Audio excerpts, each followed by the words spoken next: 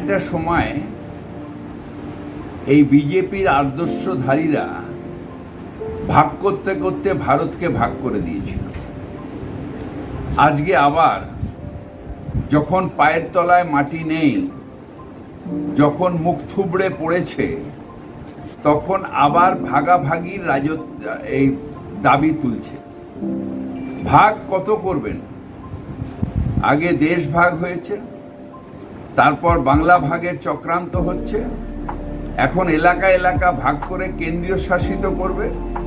কালকে যদি BJP central government থেকে চলেই গেছে, এখন তো নীতিশ আর নাইডুর